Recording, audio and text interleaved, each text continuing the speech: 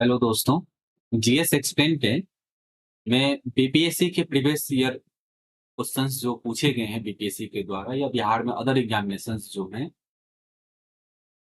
उसमें जो पूछे गए क्वेश्चंस हैं, उसके ऊपर मैं एक एक्सप्लेन करके मैं एक वीडियो सीरीज शुरू कर रहा हूँ। ये बहुत ही महत्वपूर्ण है। अब बात ये है जो महत्वपूर्ण क्यों है? क्या इस वीडियो सीरीज को मस्ट वॉच सीरीज बनाता है?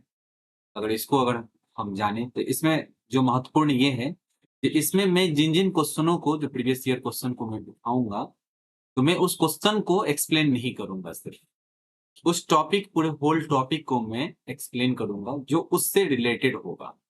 जो भी आपका स्टैंडर्ड टेक्स्ट बुक होगा, ऑनलाइन सोर्सेज़ होंगे, जो भी रेफरेंस आपके बुक्स होंगे, उन सभी के सहायता से मैं एक ऐसा वीडियो सीरीज बनाने का प्रयास कर रहा हूँ, जिसको देखने के बाद में आपको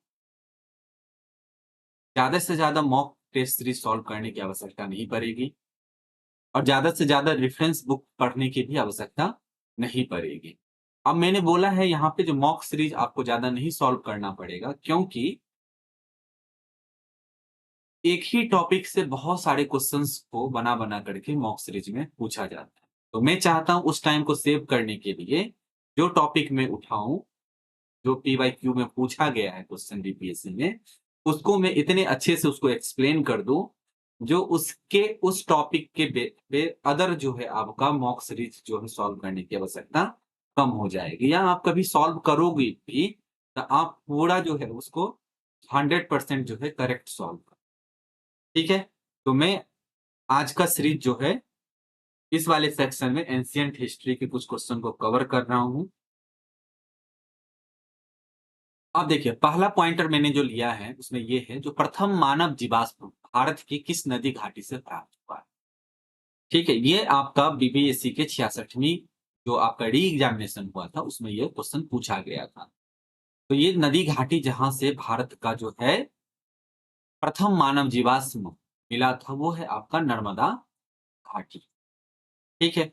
अब ये नर्मदा घाटी को क्या इतना महत्वपूर्ण बनाता है, उसको भी जानना बहुत ज़रूरी है।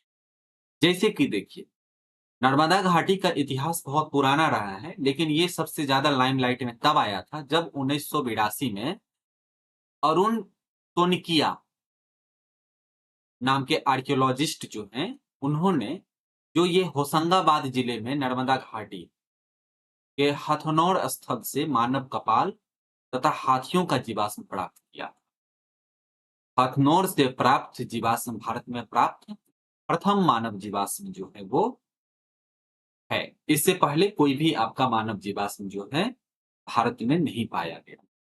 तो अगर आपसे पूछे जी नर्मदा घाटी में जो मानव जीवाश्म मिला था, उससे कौन से मतलब आर्कियोलॉजिस्ट जो हैं उससे रिलेटेड हैं, तो वो हैं आपके अरुण सोनकिया। ठीक है? ये नर्मदा घाटी का हथनौर कहाँ है? होशंगाबाद जिले में अवस्थित है। साथ में इसमें एक बात आपको और ध्यान पे रखना है, ये होशंगाबाद जिला जो है, ये जिला एमपी के अंतर्गत पड़ता है, मतलब मध्य प्रदेश के अंतर्गत ये एक डिस्ट्रिक्ट है। ठीक है? अब दूसरी बात ये है जो यहाँ पे मानव जीवाश्म के अलावा क्या मिला? मानव जीवाश्म के अलावा नर्मदा घाटी से जो जीवाश्म मिले हैं वो है आपके हाथी का, घोड़े का, दरियाई घोड़े का, जंगली भैंसे का। ठीक है? इसके साथ ही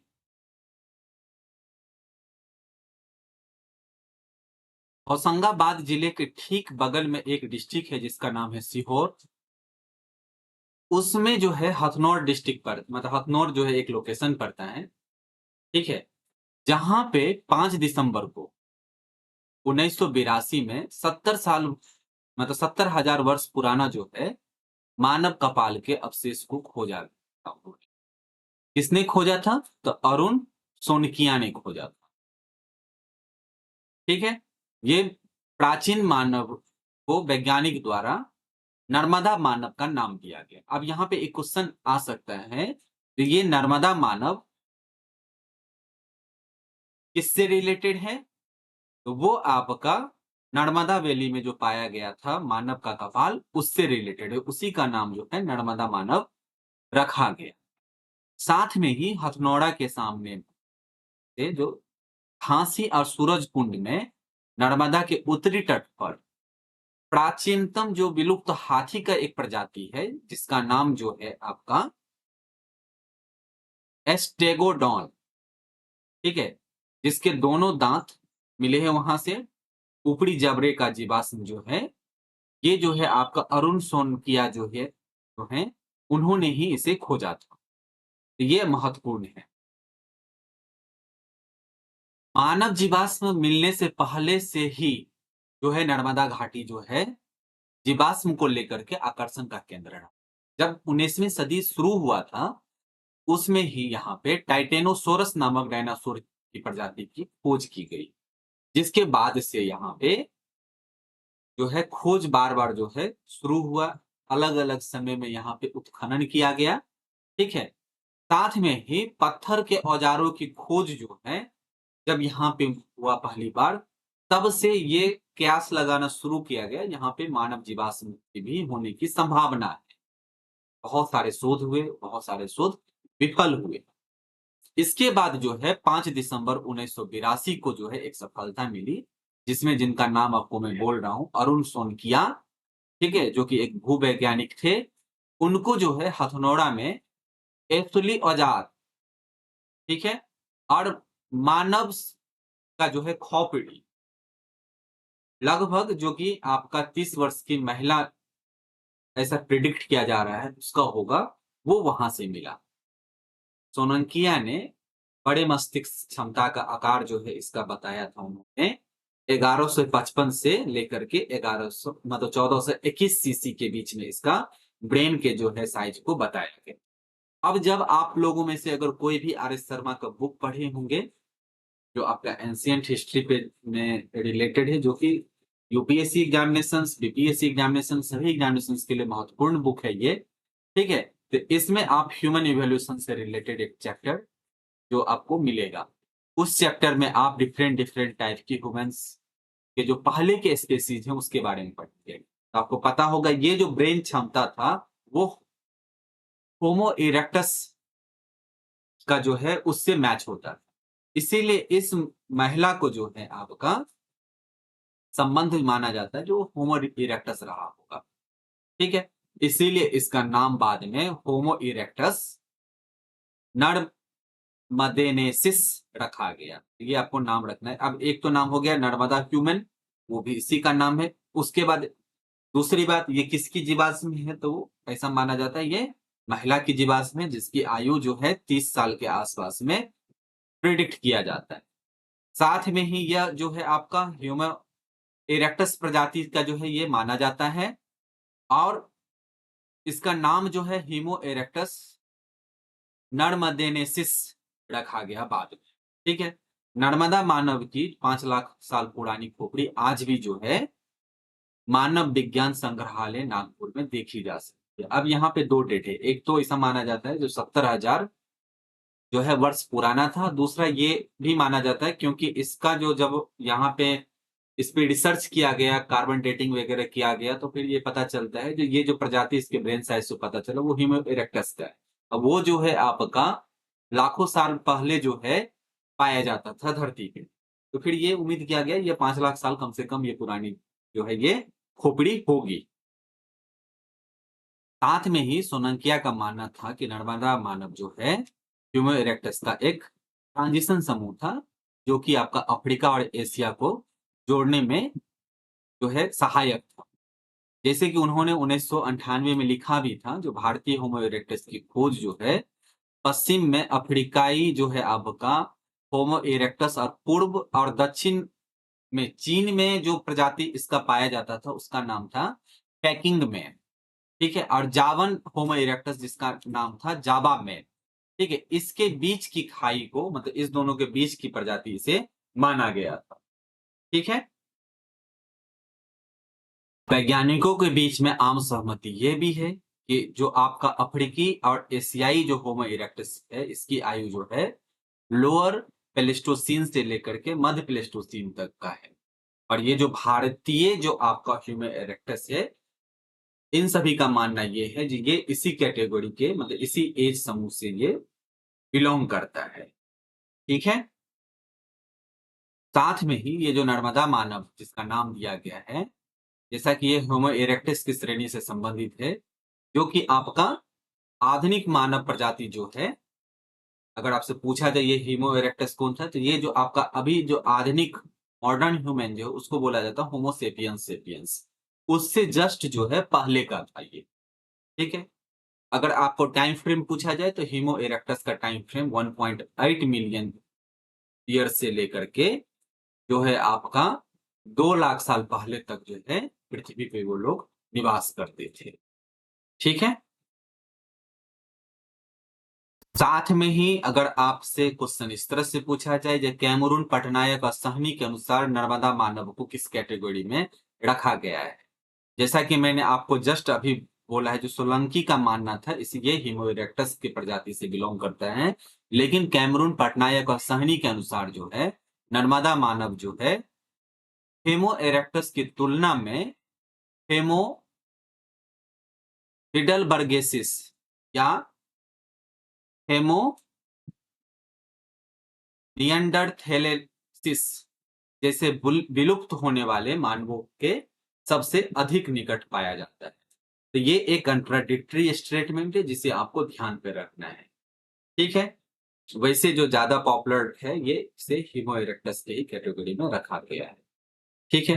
तो अब हम नेक्स्ट जो है पॉइंटर को देखते हैं। भारत में पशुपालन एवं कृषि के प्राचीनतम साक्ष्य प्राप्त हुए हैं। जब ये क्वेश्चन पूछा गया था उसमें जो ऑप्शन था उसके हिसाब से मेहरगढ़ से इसका आंसर सही होगा। ठीक है, इसको थोड़ा सा हम डिटेल्स में देखते हैं। ये मेहरगढ़ जो है नवपाषाण जो है पुरातात्विक स्थल है। ठीक है, जो कि लगभग 7000 ईसा पूर्व से लेकर के 2500 या 2000 ईसा पूर्व तक का जो है टाइम फ्रेम में ये था। ठीक है, आधुनिक जो कि अभी आधुनिक पाकिस्तान में जो बलूचिस्तान है उसका कच्ची जो मैदान है मतलब प्लेन है उसमें यह जो है आपका अवस्थित है ये मेहरगढ़। ठीक है, साथ में ही ये जो आपका बोलन दर्रा है सिंधु नदी के पश्चिम में उसके पास में यह अवस्थित है। अब बात आती है इसकी खोज की, तो इसकी खोज जो है 1974 ईस्वी में जो है आपका मेहरगढ़ का खोज फ्रांसीसी पुरातत्व मिशन ने किया था, जिसमें आपका जिन फ्रांसवा जारीगे, ये नाम इंपॉर्टेंट है, हो सकता है आपको आगे आगे आने वाले अलग अलग जन्म में आ भी सकता है, और उनकी पत्नी कैथरीन जागीरे के नेतृत्व में किया गया था। ठीक है, अब इन सभी लोकेशंस में से मेहरगढ़ में एक जो है आपका 495 एकड़ मतलब 2 स्क्वायर किलोमीटर का एक स्थल है पूरे मेहरगढ़ में, जो कि उत्तर पूर्वी कोने में स्थित है। यह जो स्थल है ये मेहरगढ़ में सबसे पुरानी बस्ती का एक छोटा सा कृषि गांव हुआ करता था, जिसका अनुमानित समय जो है वो आपका 7000 ईसा पूर्व से 5500 ईसा पूर्व के बीच है। यहीं से जो है प्राचीनतम जो है पशुपालन और कृषि के जो है साक्ष्य मिले हैं। मेहरगढ़ जो है दक्षिण एशिया में जो है खेती और पशुपालन के साक्ष्य में से जो सबसे पुराना ज्ञात स्थलों में से एक है ये। ठीक है, शुरुआती खेती जो है यहाँ पे खाना बदोश लोग जो आपका हंटर फूड गैदरर वाले लोग थे उन्होंने शुरू किया था, जहां पे यहाँ पे सबसे प्रथम उन्होंने गेहूं और जौ जैसे पौधे और भेड़ बकरी और मवेशी जैसे जानवरों का उपयोग करके विकसित किया था, और जो बस्ती जो है वो कच्ची मिट्टी के ईंट की इमारत के साथ में स्थापित किया था यहाँ पे। वैसे तो मेहरगढ़ का 7000 ईसा पूर्व से लेकर के 5500 ईसा पूर्व के बीच में पशुपालन और कृषि से संबंध मानते हैं, लेकिन अगर उससे भी ज्यादा अगर पीछे जाए तो बहुत ज्यादा अगर होगा तो पशुपालन का काल 8500 ईसा पूर्व का जो है माना जाता है। लेकिन जो नवीनतम खोज हुआ है उसके आधार पर भारतीय उपमहाद्वीप में प्राचीनतम अवसाक्ष्य का जो वाला स्थान जो है वो उत्तर प्रदेश के संत कबीर नगर जिले में लोहरा देव नाम का एक स्थल है, उसको माना जाता है। अब वहां पे आपको ध्यान पे रखना, यहाँ पे 7000 वर्षों तक का जो पुराना जो है एग्रीकल्चर से रिलेटेड और 8500 वर्ष पुराना जो यहाँ पे एनिमल हस्बेंड्री से रिलेटेड साक्ष्य थे मेहरगढ़ में। लेकिन यहाँ पे जो है कृषि का जो है सबसे पुराना साक्ष्य जो है 9000 ईसा पूर्व से 7000 ईसा पूर्व के मध्य यहाँ पे चावल के साक्ष्य मिले हैं। ठीक है, तो आपको ध्यान रखना है वहां पे जौ गेहूं का है, तो गेहूं का अभी भी वो जो है आपका मेहरगढ़ ही है। लेकिन चावल का जो सबसे पुराना वाला है वो आपका 9000 ईसा पूर्व से 7000 ईसा पूर्व का जो साक्ष्य जो है, जो संत कबीर नगर जिले में, जो कि यूपी के अंतर्गत है, लाहौरा देव नामक स्थल वो है। यहाँ पे चावल के साक्ष्य मिले हैं। ठीक है, नवीनतम खोज के पूर्व जो है, मतलब ये जो खोज जब हुआ था उससे पूर्व जो है, उपमहाद्वीप का प्राचीनतम साक्ष्य वाला स्थल मेहरगढ़ ही माना जाता था। यहां से 7000 ईसा पूर्व के गेहूं के साक्ष्य मिले थे। ठीक है, यहां से क्या मिला है, तो चावल का साक्ष्य मिला है। ठीक है, साथ में ही चावल के साक्ष्य वाला एक और लोकेशन मिला है यूपी में, जिसका नाम है कोल्डी हवा। ठीक है, जो कि प्रयागराज जिले में बोलन नदी के तट पे स्थित है। इसका जो है भूसी यहां से प्राप्त हुआ है, जो कि आपका 6500 ईसा पूर्व के चावल के भूसी के रूप में ये साक्ष्य को माना जाता है। ठीक है, अब हम अगले पॉइंटर को देखते हैं। ठीक है, जो कि आपका 44वें बीपीएससी प्रीलिम्स में पूछा गया है। कैलकोलिथिक युग को और किस नाम से जाना जाता है? तो वो है ताम्रपाषाण युग। इसको थोड़ा सा हम लोग डिटेल्स में जानते हैं। देखिए, जिस संस्कृति में तांबे के औजार के साथ में पत्थर का यूज किया जाता है उपकरण बनाने में, जो ऐसा जब प्रचलन होता है, तो उस संस्कृति को आर्कियोलॉजी वाले जो थे उन्होंने माना, जो ये एज जो है आपका कैलकोलिथिक एज है। ठीक है, कैलकोलिथिक एज जो है प्रायः जो है ताम ताम्र पाषाणिक संस्कृति इसे बोला जाता है, या इसको चालकोलिथिक एज भी बोला जाता है। ठीक है, तो ये दोनों नाम आपको ध्यान में रखना। ठीक है, यह जो है नवपाषाण युग के बाद जो है ये एज शुरू हुआ था, और ब्रोंज एज से पहले के बीच का जो है ये एज है। ठीक है, जिसका अनुमान ऐसा है, जो 2000 ईसा पूर्व से लेकर के 1500 ईसा पूर्व के आसपास का जो है ये था। इसे कांस्य युग का भी एक भाग माना जाता है, क्योंकि इसके बाद ही जो है कांस्य युग का जो है डेवलपमेंट हुआ था, ब्रोंज एज का। जैसे ब्रोंज एज में, जैसे हम लोगों को पता है, जो हड़प्पन सिविलाइजेशन है उससे सिंधु घाटी सभ्यता, जिसमें घोड़े को लेकर के एक संदेह है, वैसे ही इस सभ्यता के लोग भी जो हैं घोड़े से परिचित नहीं थे। साथ में ही राजस्थान में आहार, उदयपुर, राजसमंद जिले में फैला हुआ जो है इस सभ्यता को देखा जा सकता है। साधारणतः यह जो है युग सिंधु घाटी सभ्यता का पूर्व का है, परंतु उत्तर भारत में सिंधु घाटी सभ्यता जो कि कांस्य युग का माना जाता है, के पश्चात ही यहाँ पे ताम्रपाषाण युग का आरंभ हुआ। मतलब कहने का मतलब ये है, जो सिंधु घाटी सभ्यता में जो आपका ये चारकोलिथिक एज जो पीरियड था वो पहले हो गया था। लेकिन जब सिंधु घाटी सभ्यता का डिक्लाइन होना शुरू हुआ, तो वहां से आकर के इधर माइग्रेट होकर के तब यहाँ पे जो है, मतलब जो भारत का पश्चिम वाला भाग है वहां पे जो है ये जो आपका एज है वो आपका शुरू हुआ था। ठीक है, मतलब जो आपका कैलकोलिथिक एज है वो। ताम्रपाषाण युग में मुख्यतः जो है ग्रामीण संस्कृति थी। राजस्थान में इलुंद और अहर, ये नाम इंपॉर्टेंट है क्योंकि बहुत बार तांबा को लेकर के भी ये फेमस है, आपको पता होगा। साथ में यहाँ पे जो एक नाम मैंने मेंशन किया है, आहार, और महाराष्ट्र में जो है जौरबे, ये सभी तांबा को लेकर के फेमस है। आपको ये सभी नामों को ध्यान पे रखना है। ठीक है, ये जो महाराष्ट्र में जो जौरबे है वो प्रवार नदी के तट पे अवस्थित। ठीक है, तो ये सभी जो है आपका कैलकोलिथिक एज का एग्जाम्पल है। ठीक है,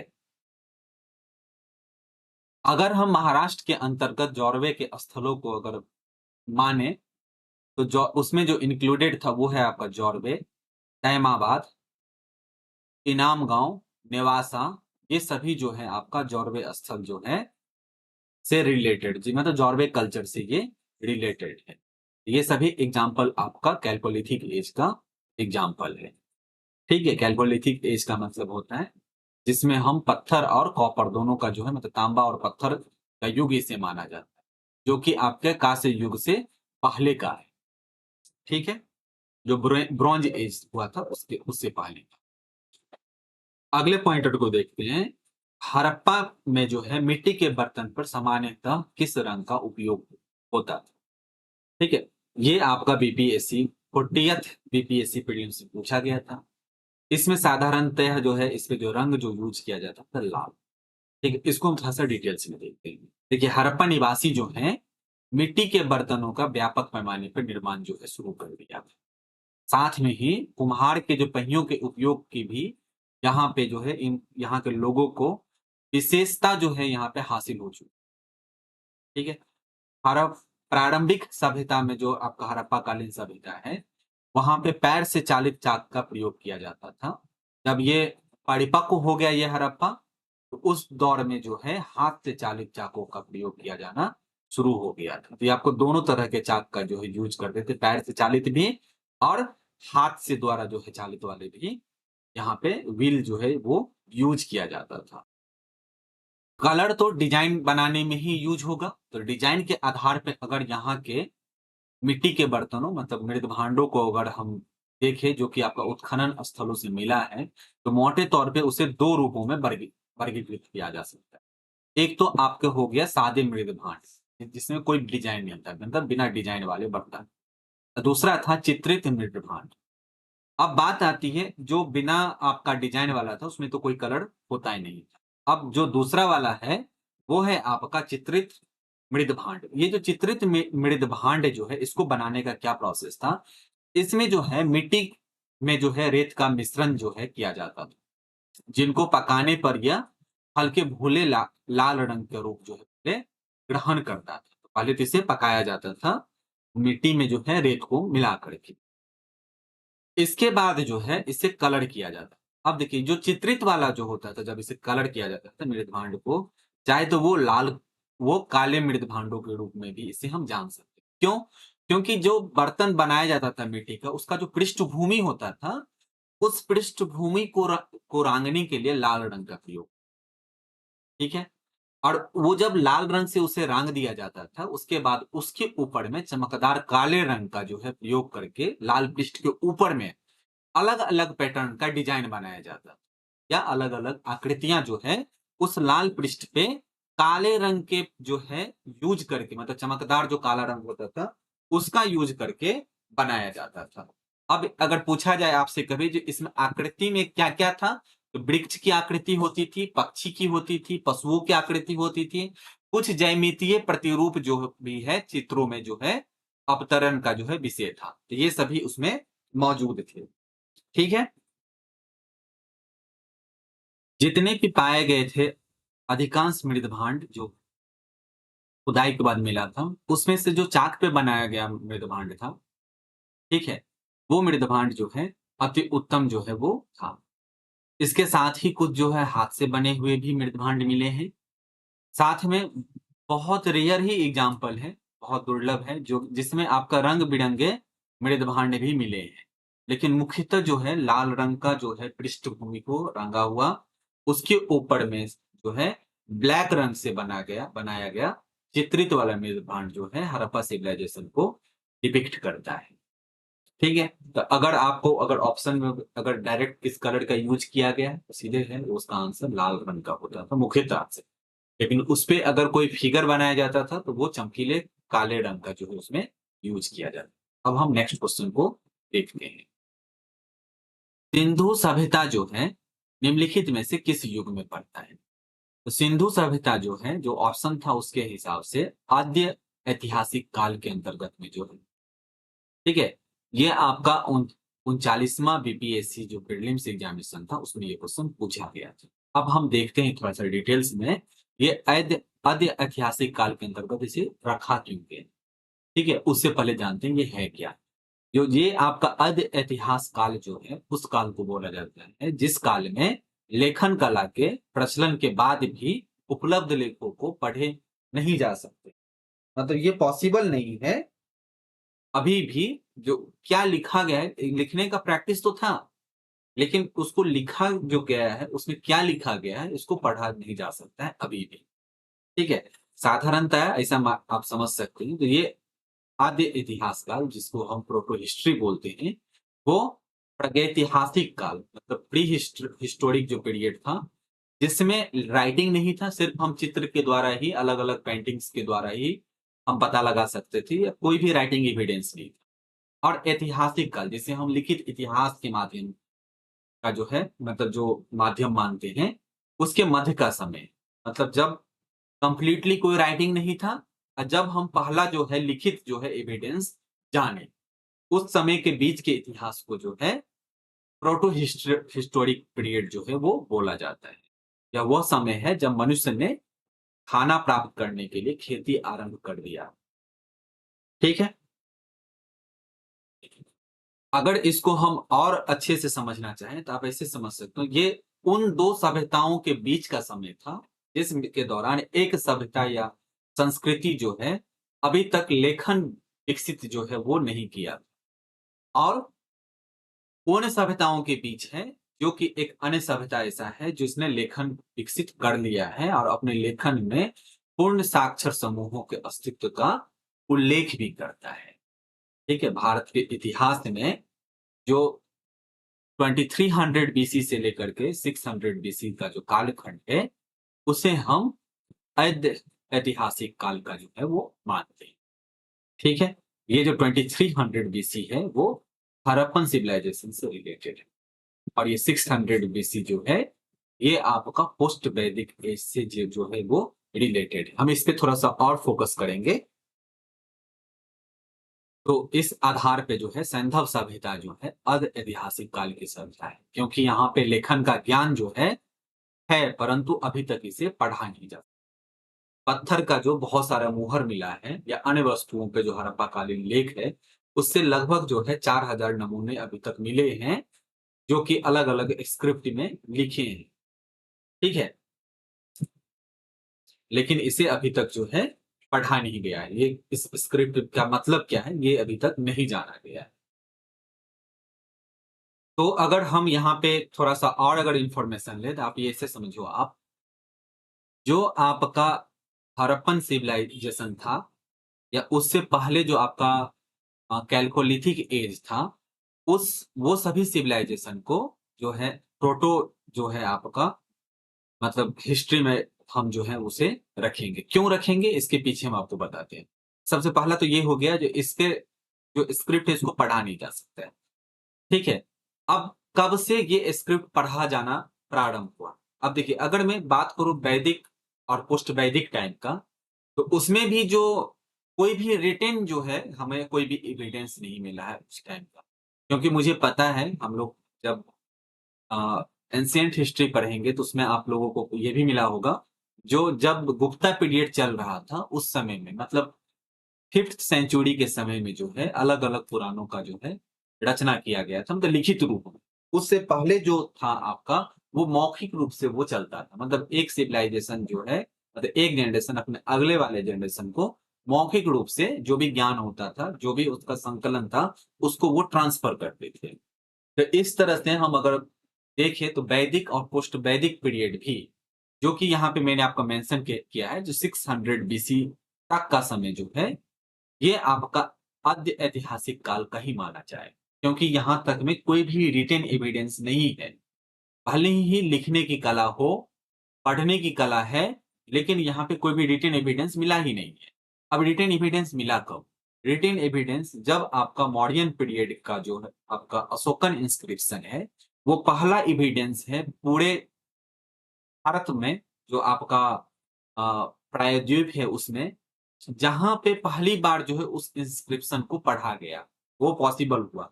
उससे पहले एक भी रिटेन जो है एविडेंस नहीं है उससे पहले का। ठीक है? तो इसका मतलब जो मौर्यन पीरियड के बाद का जो है वो हिस्टोरिक पीरियड हो गया, जिसमें हम रिटेन जो है एविडेंस को मानेंगे। उससे पहले का जो है आदि ऐतिहासिक काल का हो गया, प्रोटो हो गया।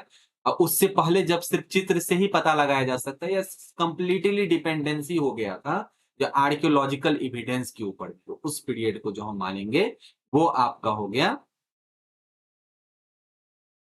Pre historic period. ठीक है। तो हम नेक्स्ट वीडियो में अलग टॉपिक्स के अलग क्वेश्चंस का जो है एक्सप्लेनेशन लेकर के आएंगे। ठीक है। तो थैंक यू।